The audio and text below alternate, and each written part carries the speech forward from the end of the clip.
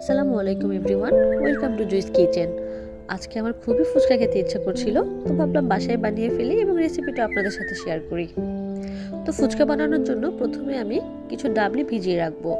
এটা আমি ওভারনাইট ভিজিয়ে রাখবো। তো পরের দিন সকালে আমার ডাবলিগুলো দেখতেই পাচ্ছেন ফুলে অনেকটা বড় হয়ে গিয়েছে এবং কালারটা অনেকটা চেঞ্জ হয়ে এসেছে। এটা আমি খুব ভালো করে ধুয়ে এখন সেদ্ধ করে নিব। আমি ডাবলিগুলো ধুয়ে প্রেসার কুকারে দিয়ে দিলাম। এখন স্বাদ মতো লবণ,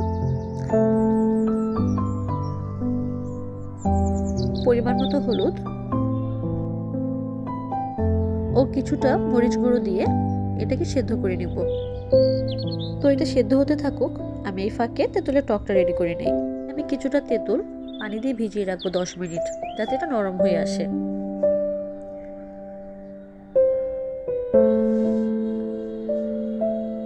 নরম হয়ে এলে তেঁতুলগুলো থেকে আমি কাঠ বের করে নিব। আমার কাঠ বের করা হয়ে গিয়েছে। আমি 2 ধরনের তেঁতুলের টক বানাবো, তাই আমি দুটো বাটিতে নিয়ে নিলাম। তো আমি ফার্স্টেই কিছুটা চিলি ফ্লেক্স দিয়ে দিচ্ছি।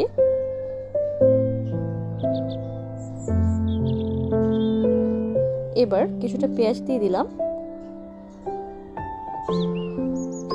এবার কিছুটা কাঁচামরিচ দিয়ে দিচ্ছি। এই সবগুলো উপকরণই আপনাদের পছন্দ মতো দিবেন। এবার আমি কিছুটা লেবুর রস দিয়ে দিলাম। এটা অবশ্যই স্কিপ করবেন না, দিতে হবে, এতে করে সুন্দর একটা ফ্লেভার আসে। এবার আমি চটপটির মশলা, যেটা চাট মশলা, সেটা এক চামচ করে দিয়ে দিলাম। এবার সবশেষে উপরে কিছুটা ধনিয়া পাতা দিয়ে নেড়ে নিব।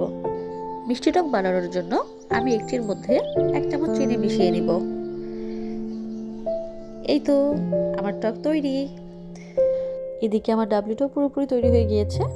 এবার এটার জন্য আমি সবগুলো ইনগ্রিডিয়েন্টস রেডি করে রেখেছি। আমি একটি আলু সিদ্ধ করে নিয়েছি। এবার এটাকে ম্যাশ করে তার মধ্যে আমি ডাবলিগুলোকে দিয়ে দিব। এবার কিছুটা পেঁয়াজ, কিছুটা ধনিয়া পাতা,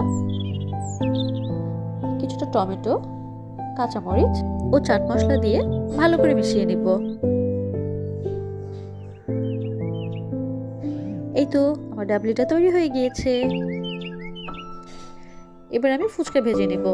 তো আজকে আমি ব্যবহার করছি দ্য শেফের রেডি টু ফ্রাই ফুচকাটা। এটা যে কোনো সুপার শপে ইজিলি পাওয়া যাবে।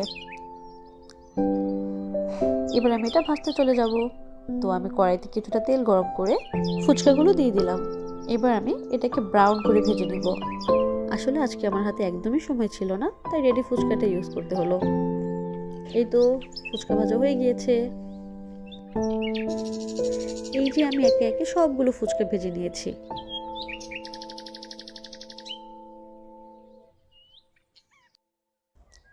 এবার ফুচকাগুলোর মধ্যে আগে থেকে তৈরি করে রাখা ডাবলিগুলো দিয়ে একে একে সবগুলো ফুচকা তৈরি করে প্লেটে সাজিয়ে নিয়ে এবার উপর থেকে আমি পেঁয়াজ, ধনিয়া পাতা ও কিছুটা চাট মশলা দিয়ে এবার টকে ডুবিয়ে জাস্ট বাইট দিতে হবে। Thank you for watching my video.